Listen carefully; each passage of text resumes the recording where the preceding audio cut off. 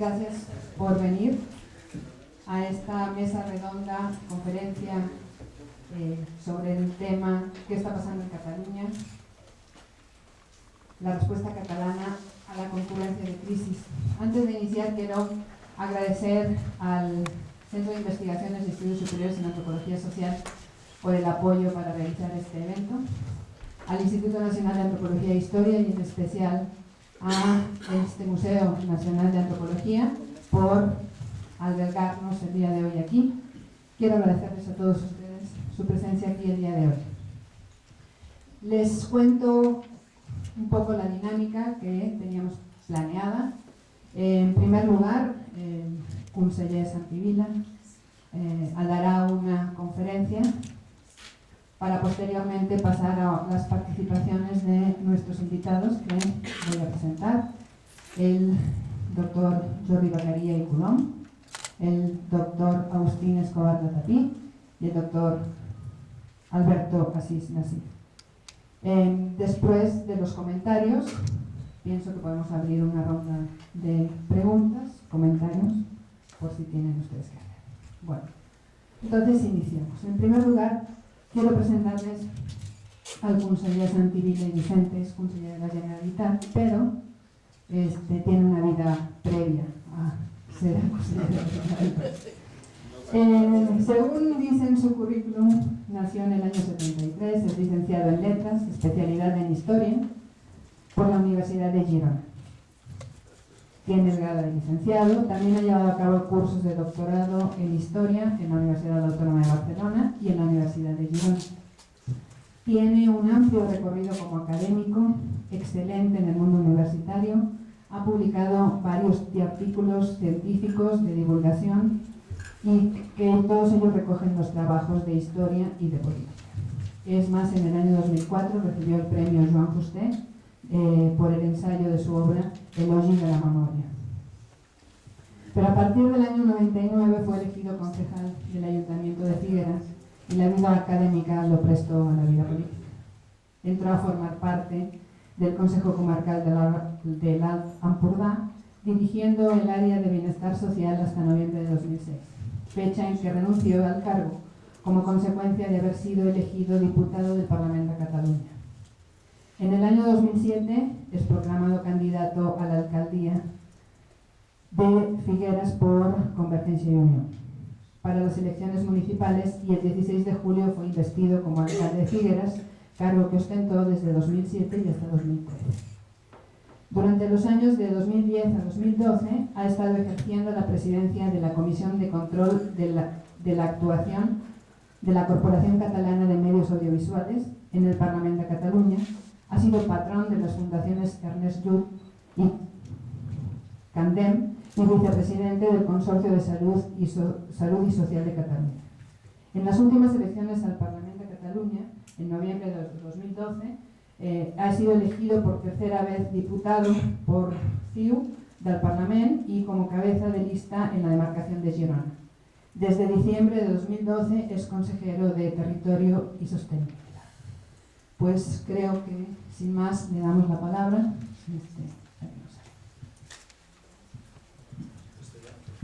Pues muy buenas tardes a todos y a todas y muchas gracias por la amable presentación, por la afectuosa invitación que procuraré corresponderles sin fatigarles excesivamente y intentar sugerir algunos argumentos que nos permitan dar respuesta o aproximarnos a qué está pasando en estos momentos en Cataluña. Vaya por delante que es mi primera visita a México. Les aseguro que no será la última. Estamos pasando aquí unos días muy intensos desde el punto de vista de la actividad institucional, de la actividad política que hemos podido llevar a cabo, y es un verdadero regalo atender su invitación, que tiene un carácter marcadamente académico y que me reconcilia con mi vida anterior, como decíamos hace un momento, que tampoco está tan alejada del tiempo, ¿no? Pero que sí, que en la medida en que, como ustedes han podido comprobar, mis responsabilidades actuales me obligan a tener un papel muy activo en la política y en la vida institucional catalana, tengo un poco abandonadas, ¿no? Un verdadero regalo estar aquí en México y estar aquí con ustedes para argumentar un poco qué está pasando en Cataluña. Creo que a propósito de lo que está pasando en Cataluña, seguramente podríamos hablar de qué está pasando en Europa, de qué está pasando en Occidente, en este viejo Occidente, pues que sufre o asiste a la concurrencia de diversas crisis, de diversos. Déjeme, en todo caso, una pequeña excursión previa, una pequeña alusión referencial desde el punto de vista de los valores. Una cuestión de método. No sé cuánto tiempo tengo, un par de horas o 3. Bueno, cuando ustedes ya estén absolutamente fatigados, digan media horita, pues media horita de intervención, que podamos hacer un debate o un comentario si lo consideran oportuno. En primer lugar, creo que cuando, ¿por qué cuando nos visitan ustedes, los catalanes, están tan a gusto entre nosotros, ¿no? Pues en primer lugar creo que hay un par de valores que son denominador común o punto de encuentro. En primer lugar, entre mexicanos y españoles, entre mexicanos especialmente catalanes, nos une una gran aspiración y un gran deseo y compromiso con la libertad. Algunas otras culturas políticas se identifican con otros valores. En el caso de México, en el caso de Cataluña, el valor de la libertad es un valor recto, absolutamente. ¿Cómo olvidar, desde Cataluña instante, la contribución y la protección y la acogida que recibieron miles de catalanes, más de 4.000 catalanes, después del fatídico conflicto que enfrentó en las dos Españas en 1936-1939. ¿Cómo olvidar que hasta 1977 México no reconoció el Estado español? En definitiva, ¿cómo olvidar que México solo reconoció España cuando recuperó la democracia, restableció las libertades? En el año 2010 el gobierno de Cataluña procuró reconocerlo modestamente, otorgando la medalla de oro de la Generalitat de Cataluña al pueblo de México. Era una señal, ¿no?, de afecto, de gratitud infinita por este recuerdo, este compromiso con las libertades y con la libertad. Hay otro valor de todos modos que creo que también nos une más, si cabe, catalanes y mexicanos, y es el valor o la pasión por la modernidad. Octavio Paz se refirió a la modernidad como nuestra diosa y nuestro demonio, ¿no? Nuestra fuente de progreso, también a veces nuestra fuente de tortura. En ese sentido, la modernidad siempre ha inspirado las grandes políticas del catalanismo político cuando han sido acertadas, y la modernidad también ha sido destacada como un gran aspecto a tener en cuenta a la hora de aproximarse a la sociedad mexicana. Es una modernidad que un político que yo siempre he admirado muchísimo, Manuel Serra y Moret, socialista. A mí siempre me gusta citar políticos que no son de mi tradición, por una cuestión de talante, ¿no? Y Manuel Serra y Moret fue un político socialista del Maresme, una comarca junto a Barcelona, a pocos kilómetros de Barcelona. Fue alcalde de Pineda de Mar, fue diputado en Cortes en Madrid, fue también conseller del gobierno de Cataluña y también acabó en el exilio. La primera vez que visitó México fue en 1902, era un joven que quería ganarse la vida, ¿no? Y cuando descubrió DF, escribió, permitan que se lo lea en catalán, creo que lo van a comprender perfectamente. Referido a DF, una gran ciutat, hermosa i extraordinàriament progressiva. Els diumenges vaig a Chapultepec, magnífic parque situat al final de l'ample avinguda de la Reforma. Allí s'hi reuneixen, sense exagerar, centenars de cotxes de luxe, automòbils, bicicletes i cavalls sols. És un moviment admirable y la gent que allá s'hi aplega. Fíjense ustedes que un entonces joven político catalán, catalanista, socialista, para él siempre socialismo y catalanismo eran inseparables, visita México y queda admirado por el proceso de modernización que estaba viviendo en aquel momento la sociedad mexicana. Creo que este es un denominador común que nos sigue uniendo, ¿no? Y la curiosidad infinita, la convicción que el progreso es posible y finalmente que el cielo en la tierra existe, no puede existir si usamos la razón, ¿no? y el progreso científico para servir a la sociedad, pues yo creo que son unos vectores que nos permiten aproximarnos. Hecha esta pequeña excursión, termino que entre en el tema que me han invitado a comentarles, que tiene que ver sin duda sobre qué está pasando en Cataluña. Yo les diré 5 reflexiones muy sucintamente, casi telegráficamente, para provocar rápidamente el debate, si es que he conseguido mi objetivo. En primer lugar, para explicar dónde estamos es imprescindible una palabra: concurrencia. Concurrencia de crisis. Para explicar qué está pasando en Cataluña nos quedaríamos cortos si habláramos de crisis económica. Nos quedaríamos cortos si habláramos de crisis financiera, de sobreendeudamiento de las administraciones públicas en Cataluña y en el conjunto del Estado.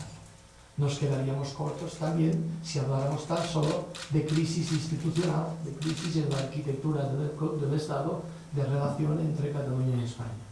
Nos quedaríamos cortos o incompletos también si habláramos, esto sí que es muy francés, de crisis de valor. Fíjense ustedes que solo la concurrencia de crisis, una crisis importante desde el punto de vista económico, 7 años de recesión económica, que ahora tímidamente empezamos a superar. Primer aspecto. Una crisis financiera y de sobreendeudamiento de las administraciones terrible. En estos momentos el gobierno de Cataluña, mi departamento, tiene 25.000 millones de euros de deuda por inversiones en infraestructuras hechas que todavía estamos financiando. 25.000 millones de deuda. Espectacular. Qué terrible para mal. Por si esto fuera poco, una crisis desde el punto de vista de legitimidad de las instituciones. Nunca como ahora, en la historia reciente de Cataluña y de España, las instituciones, los partidos políticos, los sindicatos, la propia monarquía, habían estado tan desacreditadas. O dicho más suavemente, nunca como ahora la desconfianza de los ciudadanos en los partidos políticos, en su parlamento, a la hora de buscar soluciones para su proyecto de vida, había sido tan cuestionada. Eso es un aspecto muy relevante. Seguramente no es un aspecto estrictamente vinculado a Cataluña, ni estrictamente vinculado a España. Seguramente es un aspecto que deberíamos analizar en clave occidental. Pero el caso es la concurrencia de crisis económica, de crisis de sobredeuda, de crisis institucional o de confianza de los ciudadanos en sus instituciones y, podríamos decir también, como no, de una crisis en la arquitectura institucional de España. Concurrencia de crisis, primer aspecto. Segundo aspecto que les voy a poner sobre la mesa. ¿Qué pasa cuando en una sociedad reconocida como un Estado de Derecho, un Estado constitucional, chocan, colisionan lo que es justo y lo que es legal? Y aquí vamos a hablar de la consulta. ¿Qué pasa cuando una sociedad democrática, no van a escucharme al señor Vila poner en cuestión que España es un Estado de Derecho, España es un Estado constitucional, con garantías constitucionales? ¿Qué pasa cuando en un Estado de Derecho colisiona lo que es justo, una reivindicación, el derecho de los ciudadanos a opinar, subrayo, a opinar sobre su futuro, como paso previo a el derecho de los ciudadanos a decidir sobre su futuro? ¿Qué pasa cuando colisiona lo que es justo, lo que es legítimo y lo que es legal? Tercera consideración que les voy a hacer. Estamos inmersos en estos momentos de transición nacional en Cataluña, en un cambio en el catalanismo político. Y el catalanismo político, o el nacionalismo político catalanista, que había sido sobre todo de base identitaria, de base, podríamos decir académicamente, romántica, deja de ser de base identitaria, deja de ser de base romántica y se convierte en el nuevo soberanismo.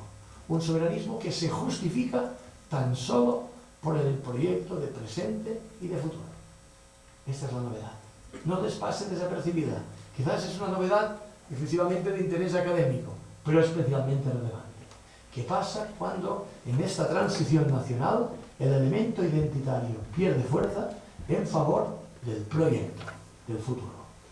Y última consideración que les voy a hacer en mi intervención, la ecuación difícil en la que estamos el gobierno de la Generalitat. Es una cosa muy difícil de salvar, que consiste en cómo por un lado no frustramos, no decepcionamos, las expectativas, las ilusiones, las esperanzas de más de 2 millones de ciudadanos que se movilizaron el pasado 11 de septiembre, Día de la Nacional de Cataluña, y al mismo tiempo no tomamos ninguna decisión que les pueda perjudicar. Esta no es una ecuación fácil. Si les parece, voy a entrar a desarrollar un poco, muy sucintamente, esta intervención, centrándome en el primer aspecto, que es el del conflicto entre legalidad y legitimidad. No sé si algunos de ustedes, algunos son de la ciencia económica, pero son también lectores de humanidades. Creo que en este museo, pues la alusión a las humanidades está justificada. Y quisiera referirme al clásico mito de Antígona. Espero que algunos de ustedes lo conozcan. Antígona, hermana de Polinices, protagoniza todavía hoy, y es un referente en el mundo del derecho, como la encarnación del conflicto entre legalidad y legitimidad. Como sabrán algunos de ustedes, y yo intentaré ahora resumir muy rápidamente, el conflicto surgió cuando su hermano, Polinices, se rebela contra el rey Creonte de Tebas, y esta rebelión acaba mal.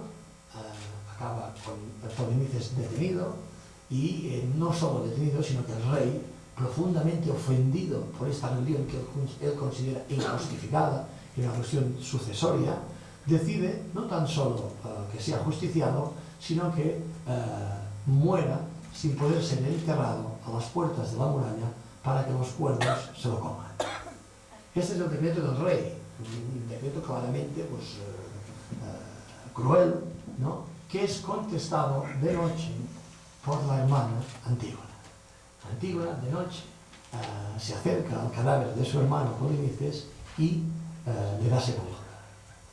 Al cabo de pocas horas, y según el clásico que lean ustedes, en algunos días, se descubre que efectivamente Antígona ha violentado la voluntad del rey, la ley.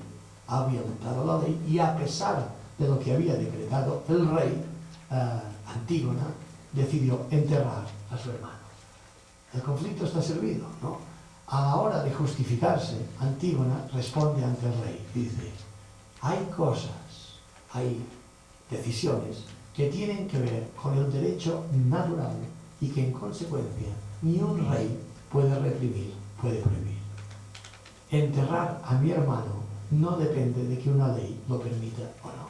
Y en consecuencia, yo, por una cuestión profunda de derecho natural, he decidido que, a pesar de lo que usted, rey, ha decidido, entierro a mi hermano. Fíjense que aquí está el origen, entre otras cosas, de la persecución internacional de Pinochet, entre otras cosas, ¿no?, en la consideración de que, a pesar de los marcos legales, cuando colisionan legalidad y legitimidad, finalmente debe prevalecer lo que podríamos considerar que es legítimo. Como el tema desde el punto de vista político es un poco más complejo, y tenemos desgraciadamente que abandonar el mito de Antígona, en Cataluña ha surgido un debate que tiene dos respuestas a este problema, a este conflicto de choque entre lo que es justo y lo que es legal. Ante este posible dilema, los que estamos convencidos que hay que respetar la ley, decimos: cuando en un Estado de Derecho, en un marco constitucional, lo que es legal y lo que es justo colisionan, lo que hay que hacer es cambiar las leyes que sean necesarias para ajustar legalidad y legitimidad. Hay otra sensibilidad ciudadana en Cataluña muy importante, que no es partidaria de esta solución, de este camino, sino que contrariamente opina: cuando colisionan legalidad y legitimidad, hay que imponer la legitimidad, y si es necesario hay que desobedecer civilmente la legalidad. Este no es un tema fácil, como pueden intuir ustedes, y el debate en Cataluña estos días y las anteriores semanas que han precedido la convocatoria de la consulta para el próximo 9 de noviembre tiene que ver con la posición que cada uno individualmente, cívicamente, decide tomar. Si respeta la ley y confía que en un Estado de Derecho, si hay una ley injusta, esa ley se puede cambiar, o si contrariamente no da credibilidad al ordenamiento legal, al ordenamiento constitucional, y dice: llegado el caso, nosotros desobedeceremos la legalidad, nos la llevaremos por delante, apelando a Antígona, en el fondo, si lo supieran, sin saberlo, apelando a Antígona desde el punto de vista de este conflicto. Fíjense ustedes que es inevitable levantar un poco la mirada y ver qué ha pasado en la inmediata nación vecina a Cataluña y España, como es el Reino Unido. Y en este sentido, creo que el primer ministro David Cameron hizo historia cuando, después del referéndum, no de la consulta, del referéndum, afirmó: soy un apasionado del Reino Unido, pero antes, soy un demócrata. Podría haber prohibido el referéndum porque no se ajustaba a derecho, pero he preferido que los escoceses hablaran. Fíjense que esta es una posición de David Cameron en que, en definitiva, detecta que hay un problema legal que colisiona con un derecho fundamental de los escoceses a opinar, decidir sobre su futuro. Y dice: antepongo a mi patriotismo británico mi profundo y radical compromiso democrático. Poco tiene que ver esta opinión, bueno, para completar el argumento. Fíjense ustedes que la actitud de Cameron, y ahora hago ya un pequeño comentario estrictamente político, el día después del referéndum dice: sobre todo he escuchado la voz de los que han votado sí, y ordeno que rápidamente se activen políticas de devolución de competencias, porque sobre todo me ha interesado y me interesará satisfacer este agravio, este anhelo de mayor autogobierno que tiene el pueblo escocés. Esta es la actitud de David Cameron, una persona que en todo el proceso ha reivindicado que juntos les sería mejor. Una actitud que contrasta evidentemente con la absoluta intransigencia del gobierno del Estado español, que ha utilizado la ley y la Constitución no como texto, sino como pretexto para eludir su responsabilidad.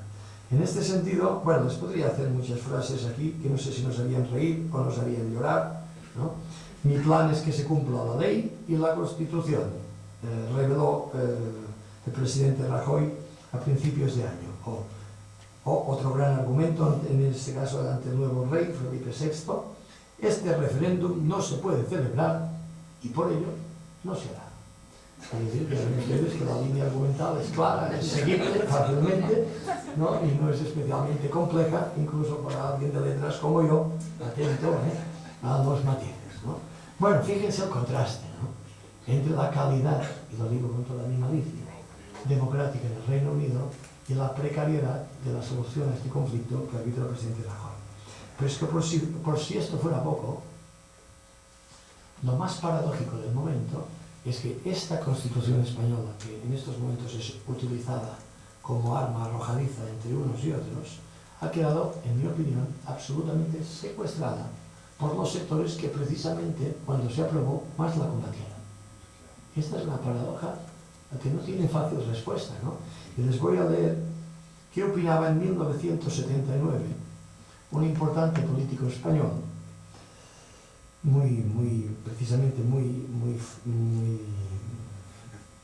que visita muy frecuentemente Estados Unidos y México también.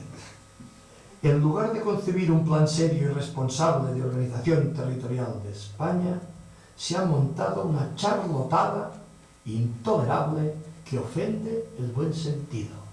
Esta es la valoración que en 1979 hizo don José María Aznar de la Constitución española. Se ha montado una charlotada intolerable que ofende el buen sentido.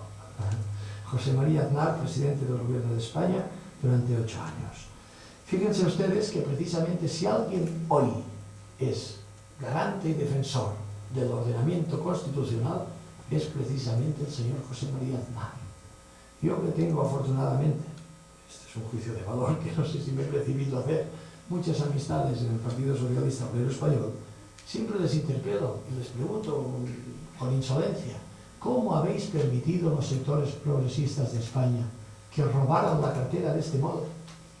Y que el ordenamiento constitucional que tanto esfuerzo costó, que tan insólito ha sido la historia de España, no creo, sin ningún tipo de duda, no ha existido nunca una constitución que tuviera la duración que ha tenido esta constitución y el éxito que ha tenido esta constitución.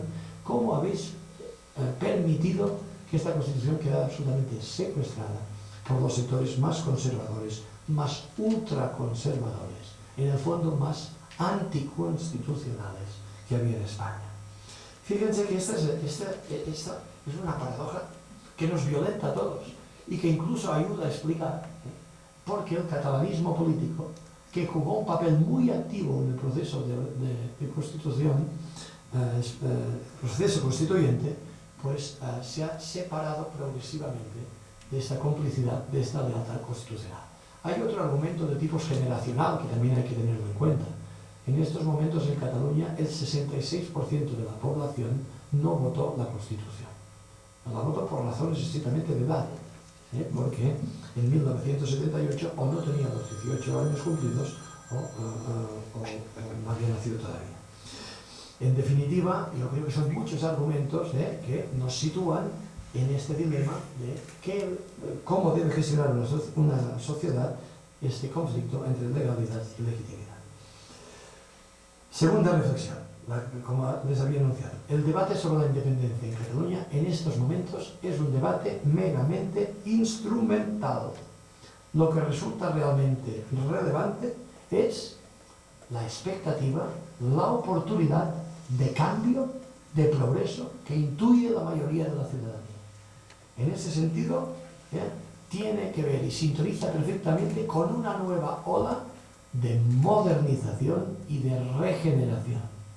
Dos valores inseparables del proceso. Esta mañana yo atendí una entrevista en la CNN aquí de México y me preguntaban: ¿hasta qué punto, conseller, usted considera que el escándalo del Jordi Pujol va a afectar el proceso? En ningún modo, al contrario, lo refuerza. Porque este es un proceso que se basa en la expectativa de futuro y que tiene un carácter meramente instrumental. La constitución de un Estado propio para Cataluña es tan solo una palanca, un instrumento para hacer una sociedad mejor. Y en Cataluña, yo quiero pensar, como en México, una sociedad mejor es necesariamente moderna y exigente desde el punto de vista ético. No sé si los que residen aquí en DF o en México saben hasta qué punto el gobierno de la Generalitat actual fue contundente y radical con el presidente Pujol. Porque la persona que me entrevistó esta mañana lo desconocía. Y el presidente Pujol confiesa haber tenido en el limbo fiscal andorrano buena parte de una fortuna heredada en los años 70, un viernes, 25 de julio de 2014. El martes siguiente, el presidente Artur Mas, que tiene mucho más mérito, incluso por razones generacionales, que tomara esa decisión, que no que lo había tomado un consejero con 40 y algo de años, el presidente Artur Mas retira todos los honores del presidente Pujol, le retira su sueldo como expresidente, le retira su despacho institucional como expresidente, le retira su coche oficial y, en definitiva, erradica todo lo que tenía de honorable la trayectoria de este ciudadano. Un ciudadano, dicho sea de paso, lo digo yo con nota a pie de página, que ya quisiera yo modestamente, al final de mi carrera, haber contribuido al interés general de Cataluña en la 10ª parte que lo habrá hecho él. Para ser ponderado y matizado. Pero dicho esto, fíjense ustedes la autoexigencia ética del propio catalanismo político. Un viernes el presidente Pujol confiesa, y en la medida que son hechos probados, por confesados, el gobierno, el martes siguiente, le retira honores, distinciones, retribuciones, etc. Algunos nos han dicho que incluso despiadadamente, ¿no? Pero el caso es que decimos, doblemente me duele porque eres de los nuestros. Doblemente me duele. Y soy doblemente riguroso porque eres de los nuestros. Fíjense que este es un tema importante que explica el nuevo catalanismo político. Y en este sentido, es como yo les anunciaba, que el nuevo soberanismo es un soberanismo que no se basa en la identidad, no se basa en la historia, ni tan solo se basa en la lengua, sino que sobre todo se basa en el proyecto, en el futuro. Eso explica, incomprensiblemente para algunos, que miles de ciudadanos castellanohablantes que residen en Cataluña, que son catalanes, a pesar de haber nacido en cualquier otro punto del Estado, sean hoy independentistas. Alguien dice, ¿pero qué ha pasado aquí? Yo pensaba que esto era una cuestión identitaria a la clásica, ¿no? De una minoría nacional que se siente agredida, que se siente incomprendida, que se siente no suficientemente valorada. No, no, hay algo de eso, pero no hay solo eso, ni hay principalmente eso. En ese sentido, les recomiendo que lean ustedes la editorial que el diario Ara escribió a propósito de la Diada Nacional del 11 de septiembre, en el que, en el fondo, sobre todo, reivindicaba el derecho al futuro, el derecho al proyecto. Dice, ¿qué debe hacer una sociedad cuando constata que sistemáticamente tiene un Estado a la contra? Liberarse de este Estado. Dice, y esto ya no es una cuestión de si vamos a hablar en esta lengua o en esta otra. No es una cuestión de nacionalismo, es una cuestión de proyecto político. En este sentido, les recomiendo la lectura de filósofos como Xavier Robert de Ventós, un hombre como ideólogo de Pascual Maragall, absolutamente comprometido en estos momentos con el proceso por la independencia, o de profesores como Salvador Cardús o Montserrat Guibernau, que se considerarían ofendidos si alguien les tildara de nacionalistas. ¿Cómo dice Conseller? Se considerarían ofendidos si alguien les tildara de nacionalistas. Y en cambio están por la independencia. Esta es la novedad. Paradójicamente, cuando el gobierno, yo creo que torpemente, del presidente Rajoy intenta desacreditar este movimiento, responde con un ideario nacionalista. Fíjense ustedes que la solución del ministro Wert a los problemas desde el punto de vista académico, escolar, de fracaso escolar en España, era: nuestro interés es españolizar a los niños catalanes. No estamos hablando aquí de líneas instrumentales, de si deben mejorar en el aprendizaje de la lengua, de las matemáticas o del inglés. No. El problema cultural en España es que tenemos unos chicos catalanes no suficientemente españolizados. Este es un ministro que dice, qué vergüenza este movimiento que pasa en Cataluña, nacionalista. Paradójico. Fíjense en cambio Artur Mas, cuando interpelado sobre qué futuro le espera en una Cataluña independiente, de carácter étnico, no?, al castellano. El castellà és també patrimoni de Catalunya y a més será un patrimonio oficial. ¿Cómo puede ser concebible que en estos momentos el catalán despierte más interés académico en el mundo que en el resto de España? Esto un catalán académico tampoco lo comprende. Los compañeros catedráticos, filólogos dicen, el catalán es una lengua milenaria, etc. Sí. ¿Cómo puede ser que despierte más curiosidad en el conjunto del planeta que no en el resto del Estado de España? ¿Qué nos ha pasado aquí? Hemos sido, primero en el plural, absolutamente incapaces en España de hacer de la diversidad un valor y no un problema.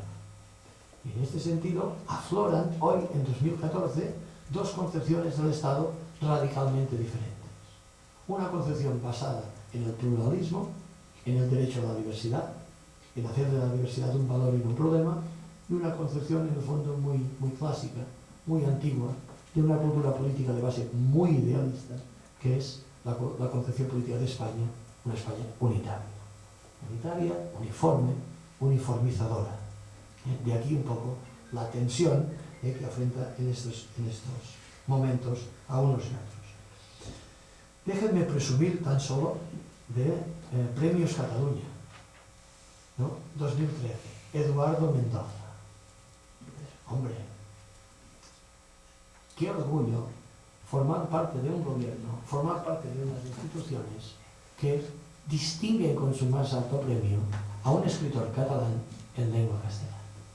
Era todo un mensaje de tipo político, que señores no se asusten, porque la sociedad y el proceso que estamos viviendo, que vamos a construir, no tienen nada de carácter étnico, sino tienen sencillamente un carácter estrictamente político. Creo que me quedan 2 minutos para cumplir con precisión con el encargo. Acabo. La ecuación difícil, ¿no? Recuerden ustedes la ecuación que les he puesto sobre la mesa. el gobierno y especialmente el presidente Artur Mas tiene el reto de no frustrar las esperanzas, la ilusión de millones de ciudadanos que se han movilizado y al mismo tiempo no tomar ninguna decisión que pueda perjudicarles. Yo creo que la misión de la sociedad civil seguramente es alimentar la esperanza, mantener la exigencia. Y la obligación del gobierno, sin embargo, es un poco más compleja. Y es mantener esta ilusión, esta esperanza, no frustrarla, pero también garantizar que no tomaremos ninguna decisión que pueda poner en riesgo lo que es básico para cualquier ciudadano. Fíjense que este es un tema complejo, porque nos remite de nuevo hasta dónde estamos dispuestos a llegar y qué tipo de riesgos estamos dispuestos a tomar, ¿no? Y esto, que aquí académicamente podremos discutir serenamente y especular, en Cataluña es un debate muy difícil, muy apasionado, ¿no? Porque inevitablemente pues, concurren muchas culturas y sensibilidades políticas distintas, ¿no? Que compartiendo el objetivo que marca este proceso de transición nacional, sin embargo, discrepan sobre los riesgos que estamos en condiciones de tomar y sobre incluso los sacrificios que podríamos estar dispuestos a tomar. Yo siempre quiero pensar que al final el optimismo y la sensatez prevalecen, ¿no? Y en este sentido me cuesta imaginar que entre todos seamos capaces de tomar decisiones que pongan en riesgo lo que han sido los mejores 40 años de la historia de Cataluña y de la historia de España desde los últimos 2500 años. Me cuesta imaginar.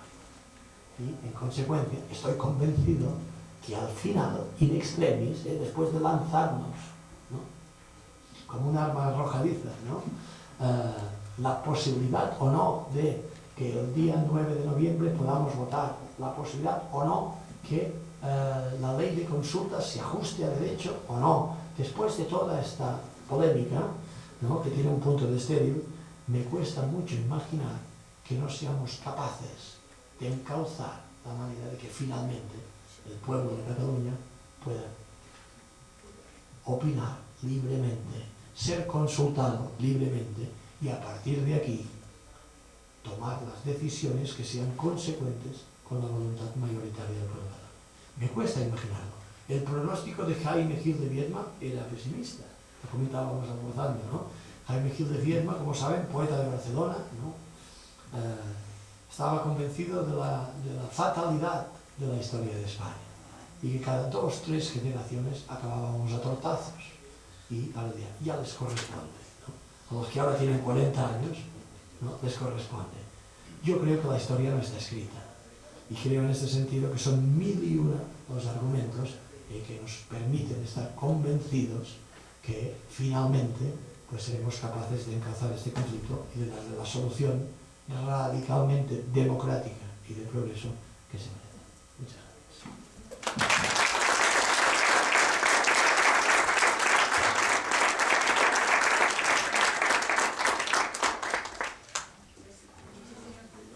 Muchísimas gracias. Queda planteado el tema para la mesa redonda. La propuesta es que participen los comentaristas invitados con un comentario, participación, pregunta de unos 10 minutos aproximadamente cada uno para poder generar preguntas, respuestas y discusión al respecto.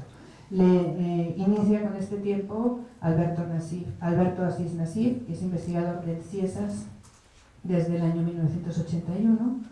Tiene el doctorado en la Universidad Iberoamericana de Ciencias Sociales y un postdoctorado en Sociología en la Universidad de California en San Diego. Sus publicaciones más recientes son Los ciclos de la democracia, Gobierno y elecciones en Chihuahua, que fue premio de Casa Chata al mejor libro de investigación. En coautoría con Jorge Alonso, tiene el título México, una democracia vulnerada, de 2009, también premiado por la Universidad Autónoma de Ciudad Juárez. Es coordinador del libro México al inicio del siglo XXI, Democracia, Ciudadanía y Desarrollo. Ha escrito múltiples capítulos y artículos de investigación para revistas académicas en México y en el extranjero.